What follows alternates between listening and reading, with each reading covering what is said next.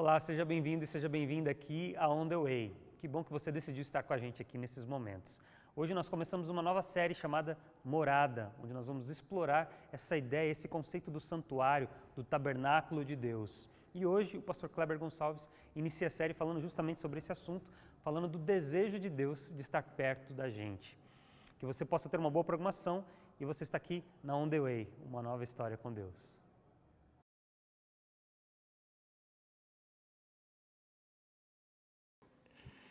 Bom sábado, bom dia a cada um de vocês, uma alegria revê-los. E de uma maneira especial, estamos no final de semana de celebração. Creio que aqueles que estão celebrando não estão aqui, mas é a formatura na Andrews, e se houver algum familiar aqui entre nós, de uma maneira especial, parabéns aí por essa vitória alcançada. Pela manhã recebi diversas mensagens, acho que a grande maioria dos nossos membros estão lá envolvidos na... Olá, querido, bom revê-lo. Devem estar envolvidos na formatura, mas eu gostaria de aproveitar esse momento para estender a nossa alegria a cada uma dessas famílias. Queria convidar você a abrir comigo sua Bíblia no livro de Apocalipse, capítulo 21, e nós vamos ler a partir do verso 3. Apocalipse 21, verso 3. E antes de ler, quero mais uma vez convidá-lo a que juntos possamos suplicar a direção do Senhor, a sua palavra. Pai eterno, Senhor, a cada semana, a cada sábado, temos a oportunidade de abrir Tua Palavra. Nesse momento, mais uma vez, Senhor, nós tomamos essa decisão, rogando e suplicando, Senhor, aqui Teu Santo e Bom Espírito possa de uma maneira especial falar à nossa mente, ao nosso coração, nos ajudando, bom Deus, a não apenas entender o que significa ter o privilégio de Teu Filho amado Jesus Cristo, através de Teu Espírito habitando em nosso coração, em nossa vida. Não apenas a compreensão, bom Pai, dessa verdade, mas acima de tudo, Senhor, a vida prática, a experiência, bom Deus, dá-nos a experiência e a alegria de ter a Tua habitação em nosso coração. Suplico, bom Deus, Tua direção nesse momento. E rogo isso a Ti em nome e pelo amor do Teu Filho amado Jesus. Amém, Senhor. Amém. Apocalipse 21, 3, nós lemos o seguinte: E ouvi uma grande voz vinda do trono que dizia: Agora o tabernáculo de Deus está com os homens. Deus habitará com eles e eles serão o seu povo. O próprio Deus estará com eles e será o seu Deus. Deus enxugará de seus olhos toda lágrima. Não haverá mais morte, nem pranto, nem clamor, nem dor, pois já as primeiras coisas são passadas. Que promessa, queridos, extraordinária é essa. Quantas e quantas vezes já usei esse texto, principalmente o verso 4, em momentos em que sofremos. Eu creio que os pastores que estão aqui, que já tiveram, obviamente, na sua carreira ministerial, experiência, muitas vezes, de ter que lidar com a dolorosa tarefa de fazer um serviço fúnebre, já provavelmente usaram esse texto também. Verso 4. Mas eu queria hoje, de uma maneira especial, queridos, focar nossa atenção no verso 3. Essa parte que diz que Deus habitará com eles. Eles serão o seu povo e o próprio Deus estará com eles e será o seu Deus. Hoje nós estamos iniciando uma nova série aqui na On The Way. A série intitulada Morada. Essa semana o pastor Bruno passou para mim a sinopse, eu dei uma olhada e eu acredito que vai ser bênção grande a cada um de nós.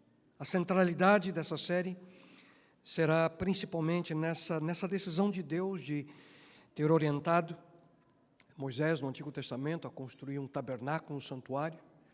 E o texto aqui do Apocalipse fala de um tabernáculo.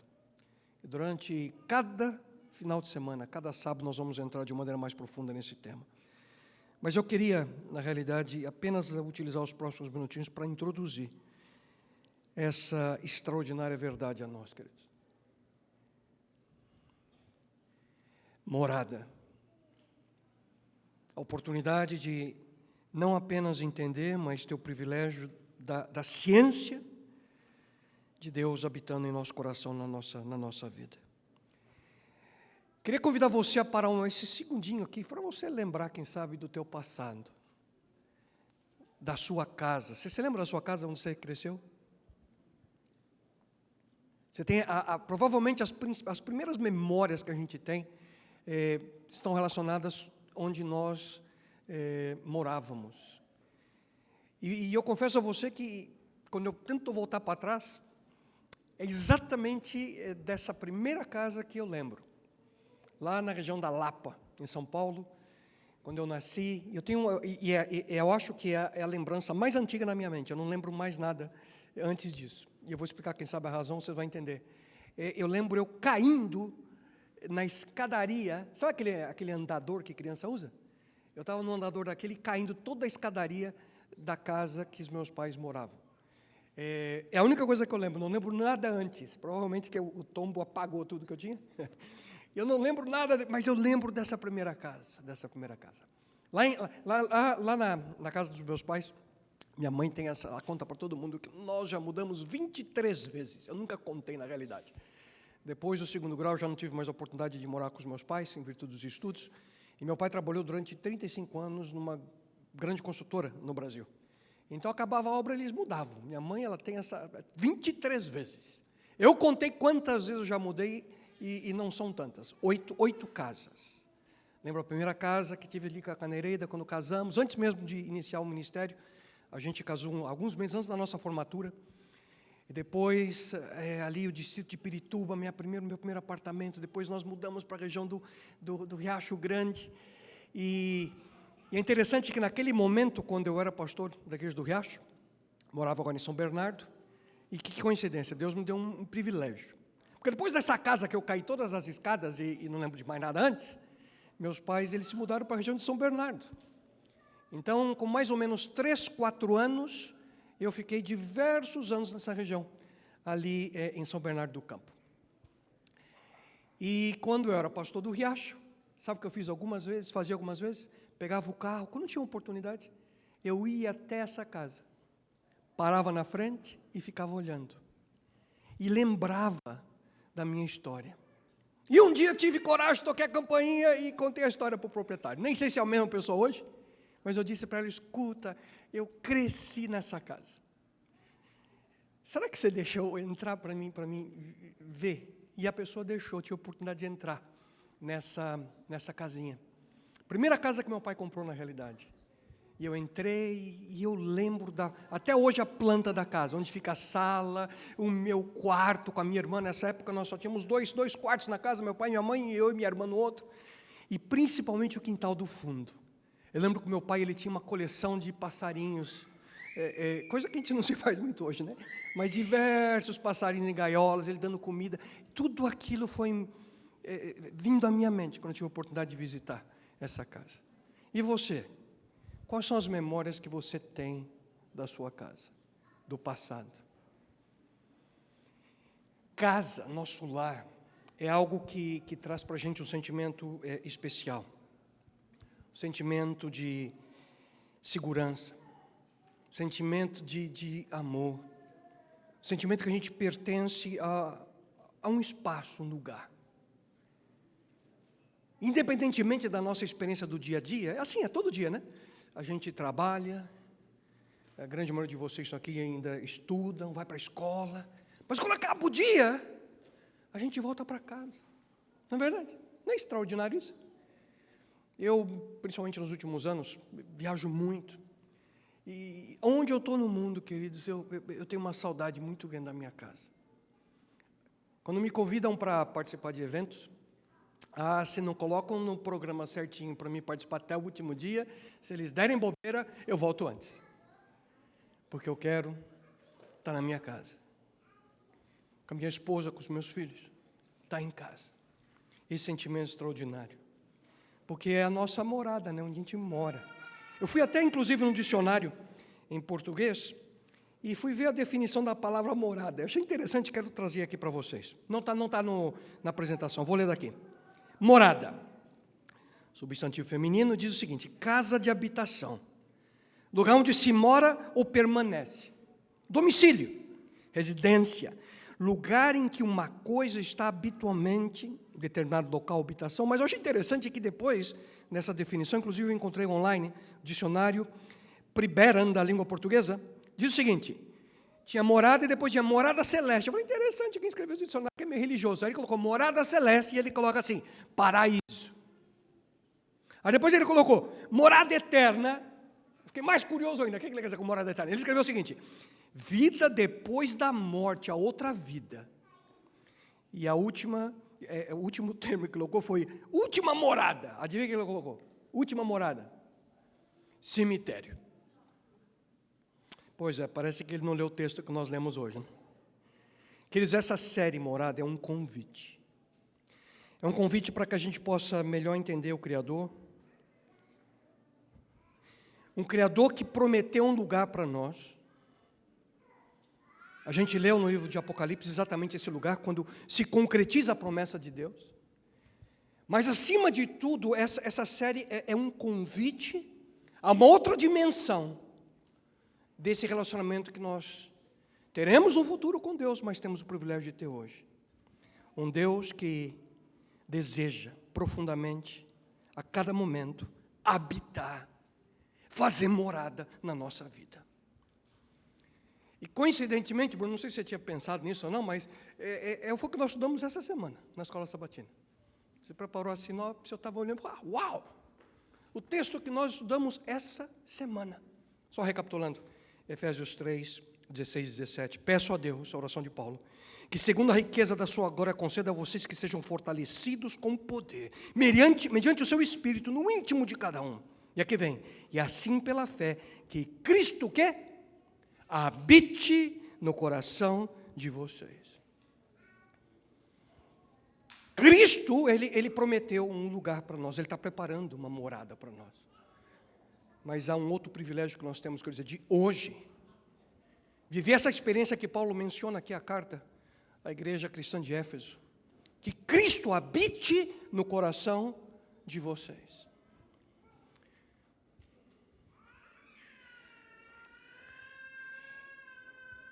E se você me permite, eu quero fazer uma perguntinha de maneira bem pessoal. Eu queria ter tempo aqui de olhar no olho de cada um por um. Você tem a plena convicção de que Cristo habita no seu coração?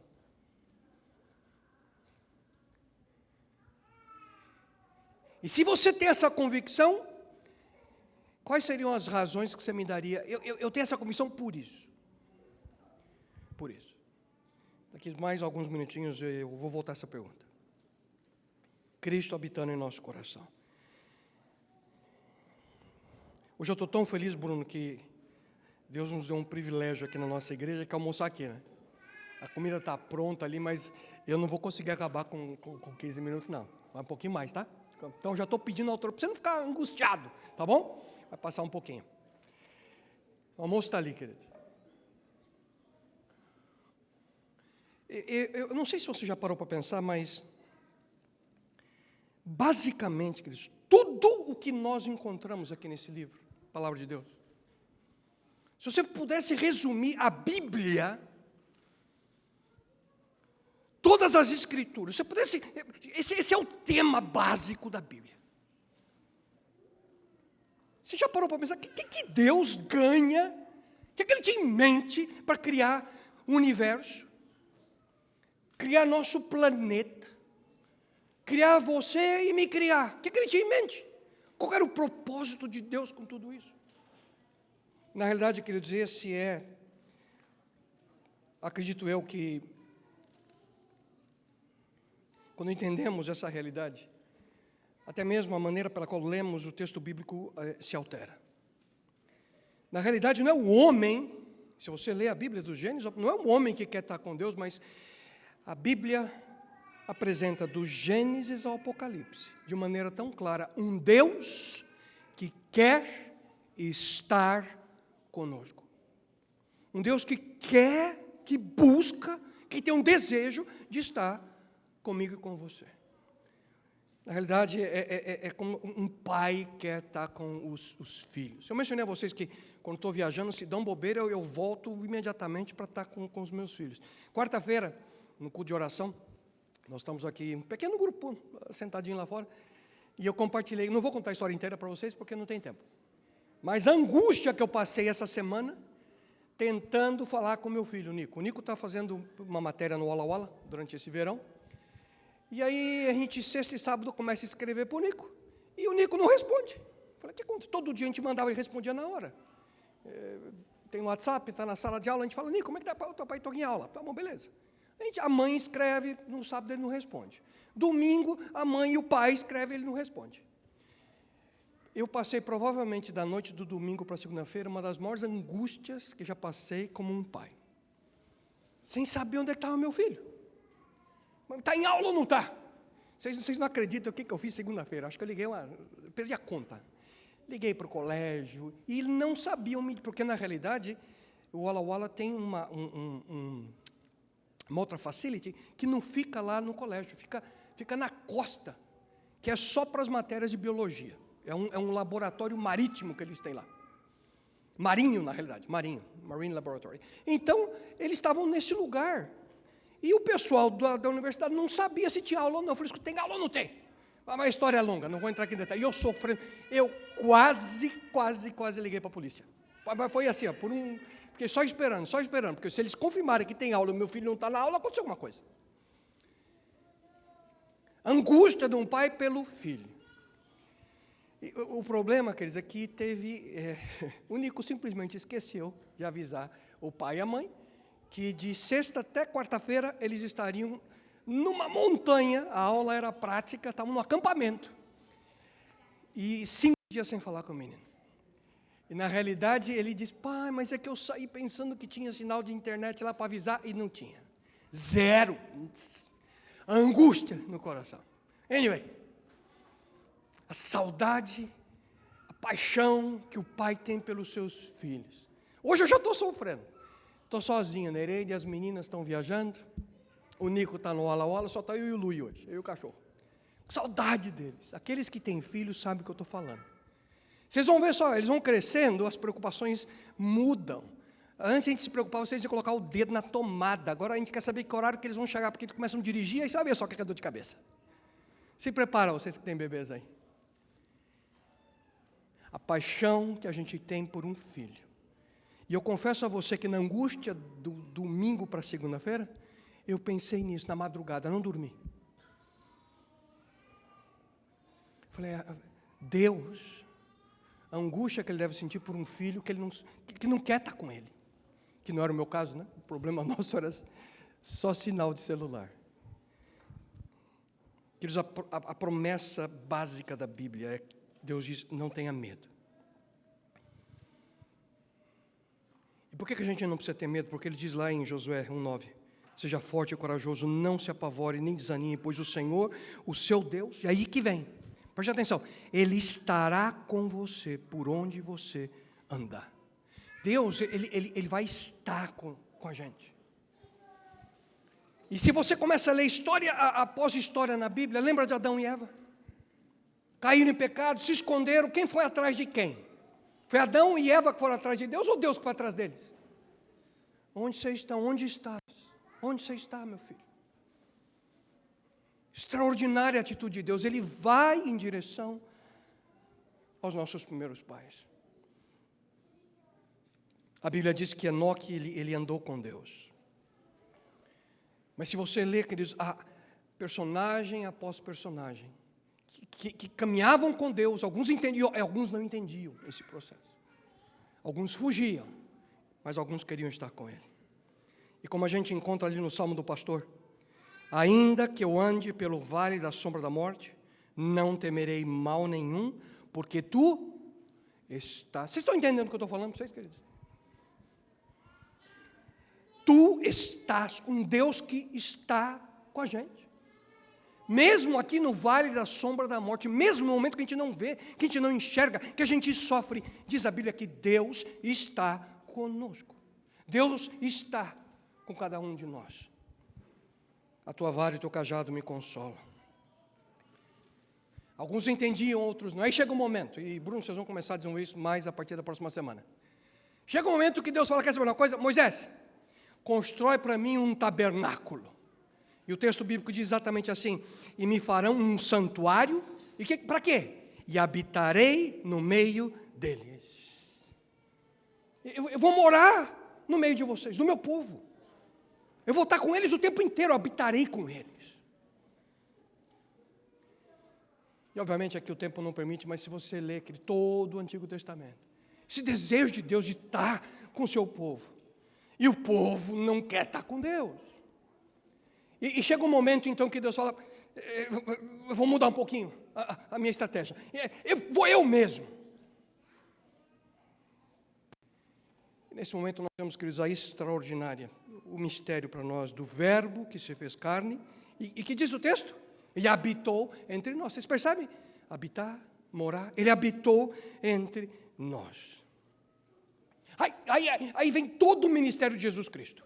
A gente escuta história após história. E no final, lá do Evangelho segundo Mateus, tem aquele texto que a gente conhece como a grande comissão.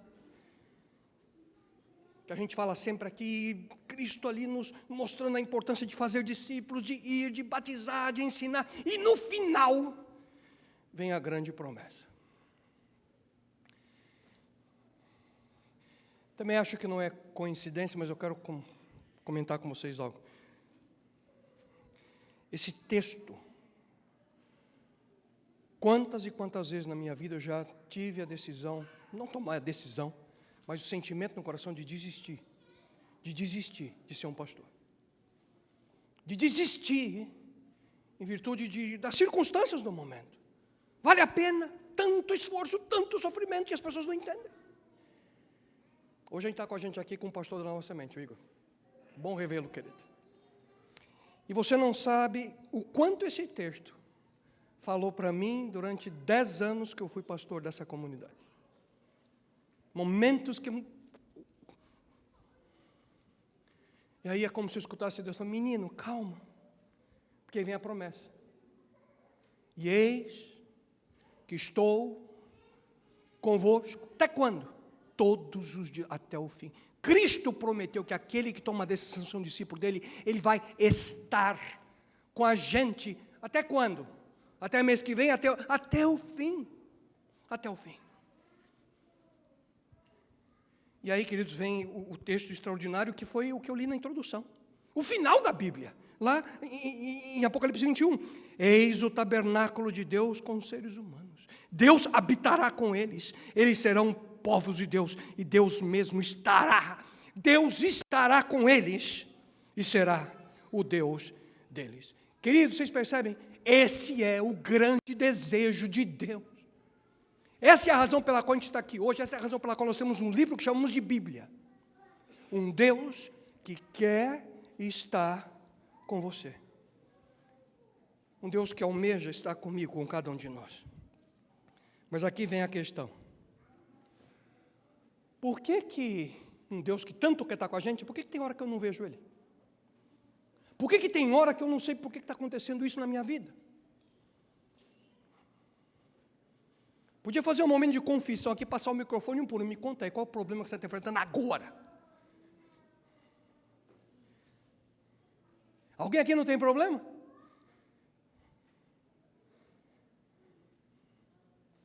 Qual é a dificuldade que você passa agora? E você pergunta, cadê esse Deus? Se Ele está comigo, por que eu estou passando por isso?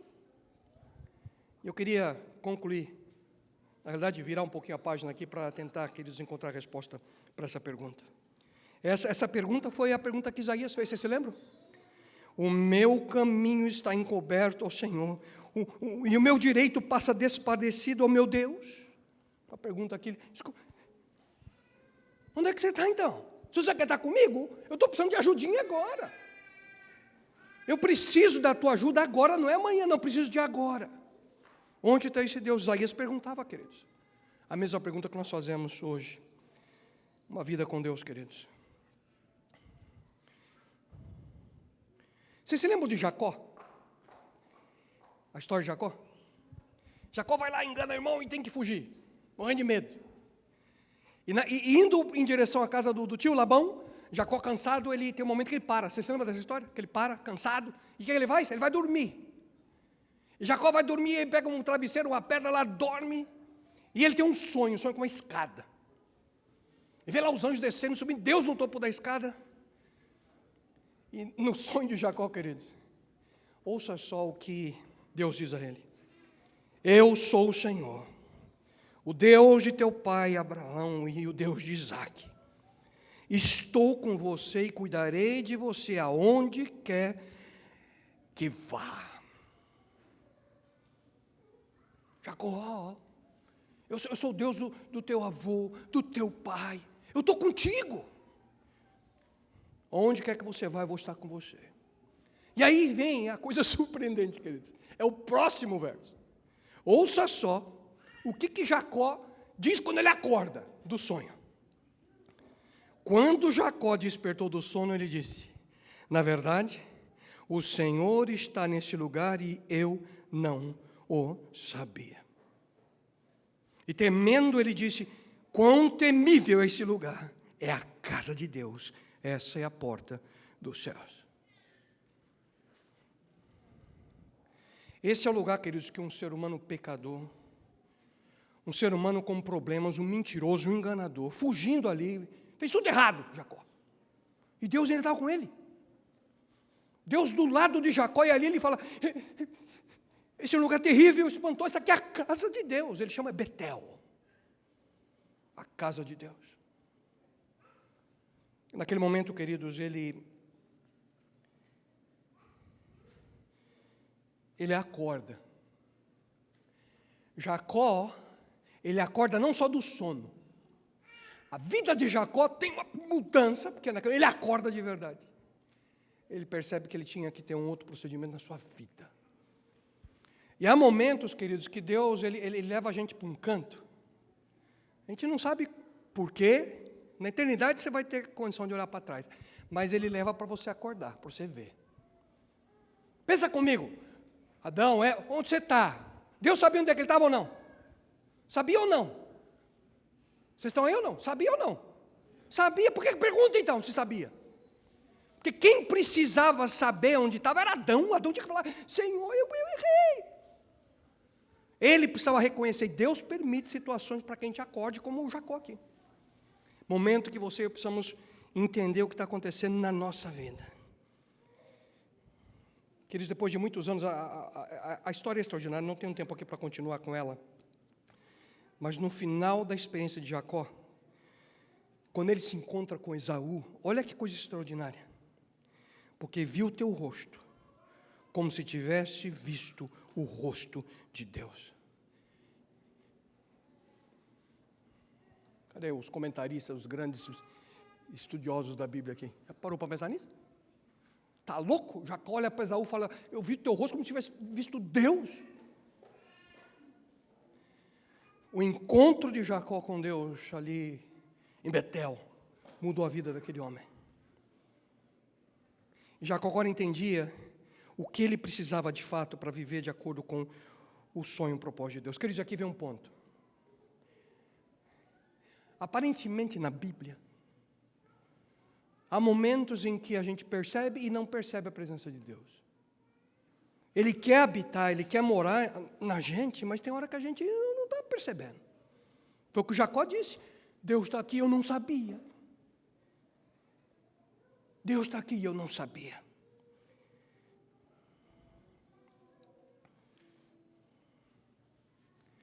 Você consegue ver Deus na sua vida?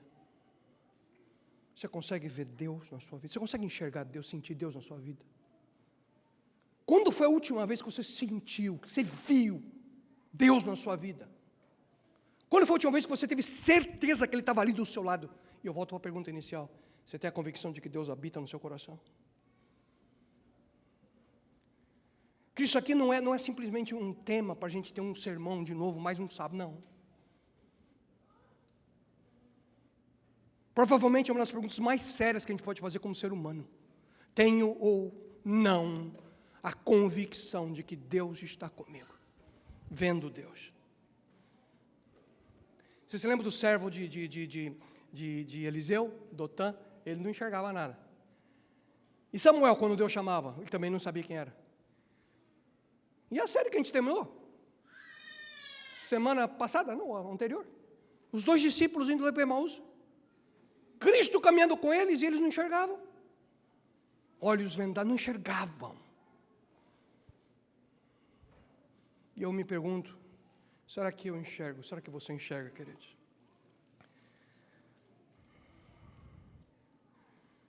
Demanda uma decisão que eu e você precisamos fazer. E eu vou terminar dessa forma, tentando dar para vocês alguns passos importantes sobre a decisão e essa atitude.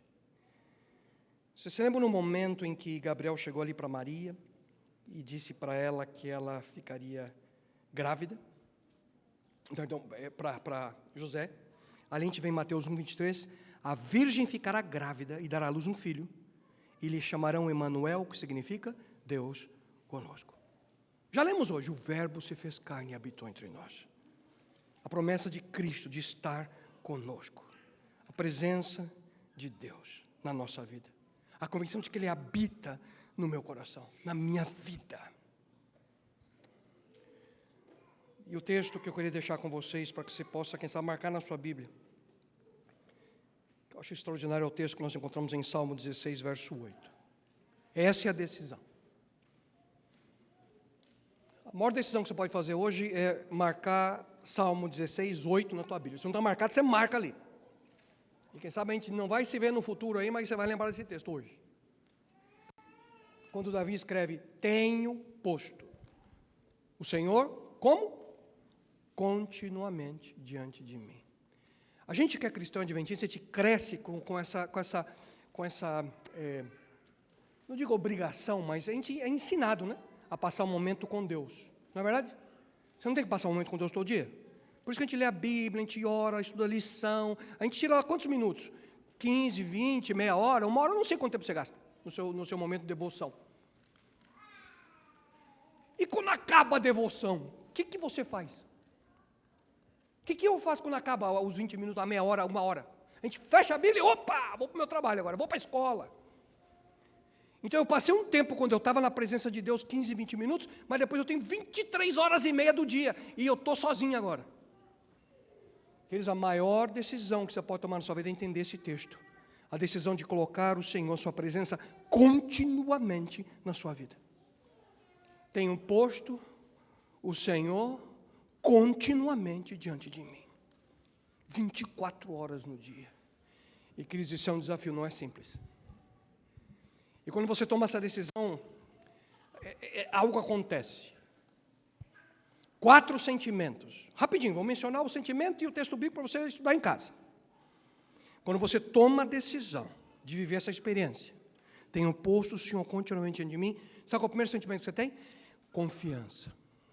Lembra uma pergunta que eu fiz? Você tem certeza que Deus habita no seu coração? Se você tem certeza, o sentimento é confiança. Você tem confiança dentro de você. Você tem confiança de que Ele tem um propósito para você. Repito, li há pouco, mas vou ler agora na versão Bíblia Viva. Texto de Josué. Seja forte e corajoso. Nada de desânimo. Não fique com medo. Lembre-se bem. Ouça. Lembre-se bem. O Senhor, teu Deus, está com você. Esteja onde estiver. Basicamente, Deus está falando, escuta, eu estou com o teu lado, você está com medo do quê? Mas, Senhor, está difícil a coisa aqui agora, está complicada a minha vida, mas eu estou contigo, não tenha medo. E quando você tem essa confiança no seu coração, Cristo, tudo é diferente. Essa é uma das características de quem tem o privilégio de viver Deus, Cristo, habita no seu coração. Sentimento de confiança. Deus está dizendo, eu estou contigo, não tenha medo. Não tem nada que se precisa se preocupar. Você se lembra do texto lá de Filipenses? A gente conhece tanto, né? Posso todas as coisas naquele que me fortalece. Aqui não está dizendo eu posso algumas coisas. Tudo. Quando eu tenho a convicção de que Deus habita no meu coração. Segundo sentimento. É o senso de direção. de direção. Ai. Já passei cada perrengue que fala, né? Cada susto na minha vida, viajando, que vocês não acreditam. Eu tenho medo de subir em escada. Então, ter que voar não é uma coisa assim que... Já passei cada susto dentro de avião. Acho que vocês já ouviram uma vez, eu contei que quando eu estava indo para, acho que era Rondônia, e foi naquela semana aquele acidente da TAM, em São Paulo, lembra? Aquele avião caiu, morreu, coisa terrível. 3 dias depois eu estava num avião igualzinho da TAM, viajando. E foi um caos aquela semana, uma viagem de poucas horas, quase durou 2 dias. E chegando em Porto Velho, de repente o piloto diz, senhoras e senhores, não rindo, né?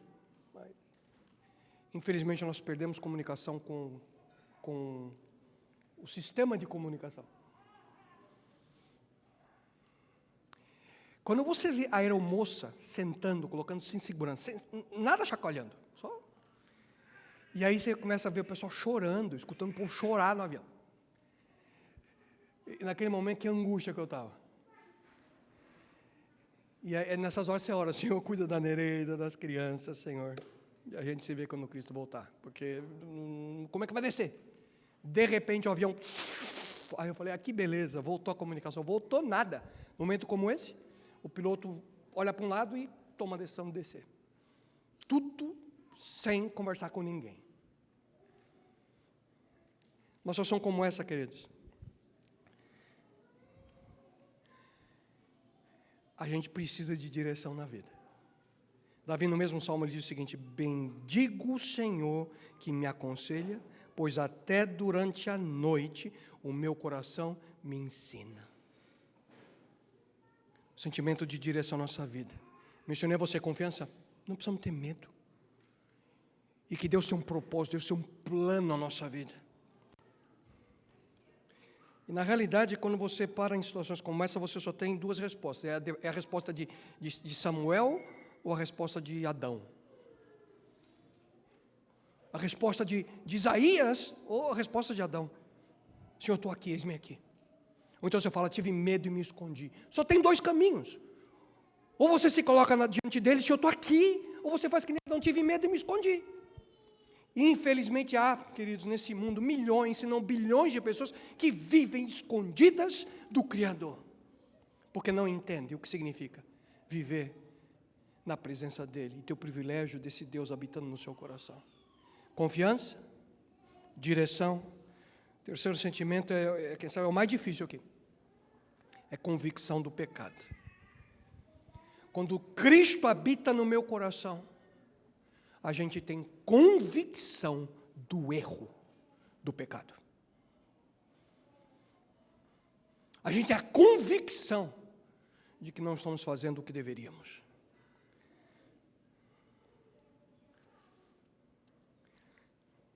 Uma vez lá em casa, em São Paulo, no apartamento, eu estava escrevendo um sermão, e eu tinha dado a ordem lá que não era para pegar caneta no meu escritório, porque eu precisava da caneta, eu não achava.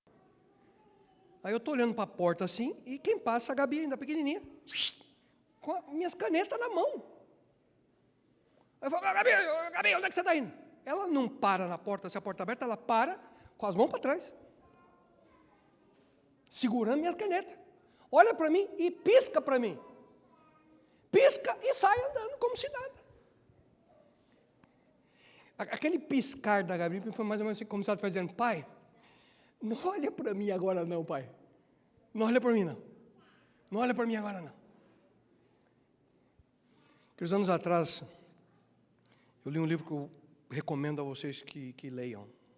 Um dos autores que mais aprecio é o pastor John Ortberg. E o título do livro é God is Closer Than You Think. Deus está mais próximo, mais perto de você do que você pensa. E ele escreveu a seguinte frase no livro: a tenra alma, ouça com atenção, a tenra alma de uma pequena criança nos mostra quão necessário, ouça com atenção, quão necessário nos é estar sem ser observados quando fazemos algo errado.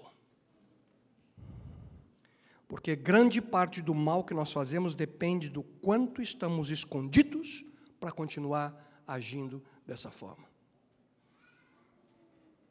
Se nós tivéssemos, queridos, a experiência que Davi coloca, tenho posto o Senhor continuamente diante de mim, grande não, acho que tudo que é errado a gente não faria. Vamos ser sinceros, sabe por que a gente erra? Porque a gente está dizendo para Deus, basicamente, a gente dá uma piscadinha para Deus. Deus, não ora para mim agora não, deixa eu cuidar da minha vida. E aqui que é a parte que me deixa mais, queridos, nós somos seletivos nessa questão da morada de Deus. A gente fala, Deus habita, mas tem hora que a gente não quer Deus no nosso coração. É meio absurdo eu falar isso, mas é verdade, pelos nossos atos. Outro livro, que também mexeu muito comigo anos atrás, de um pastor que teve um problema sério no final do seu ministério, lindo ministério, faltando 6 meses para a aposentadoria, teve um problema. Pastor Hybels, Bill Hybels, aqui de Chicago. Ele escreveu um livro que é tremendo. E a pergunta é, quem é você quando ninguém está olhando? Quem é você quando ninguém está olhando? Quando Cristo habita no meu coração, eu tenho um sentimento, o senso de convicção do pecado, do erro. E o último sentimento, queridos. Confiança, direção, convicção do pecado. E o último é alegria. Quando Cristo habita no meu coração, eu sinto alegria, a despeito das circunstâncias. No Salmo 16, Davi diz, tu me farás ver a vereda da vida, na tua presença me encherás de alegria. E aqui é um problema sério que muitas vezes nós cristãos temos, né? Você vai para um ambiente de todo um cara fechado, você não vê alegria nas pessoas. Queridos, quando Cristo habita no nosso coração, quando eu tenho a convicção de que Ele está em mim, que eu entendo a presença dEle, um dos sentimentos básicos a nós é a alegria. É alegria. Porque eu posso todas as coisas naquele que me fortalece. Porque mesmo diante desse momento que eu não estou entendendo, que eu estou sofrendo, eu confio em Deus. Sentimento, queridos, de alegria.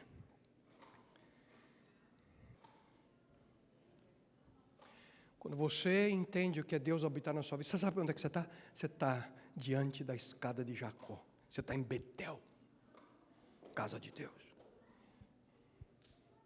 Morada. É o Emanuel. O Deus conosco que não está só aqui na Bíblia. É o Emanuel que está na tua vida, na tua existência.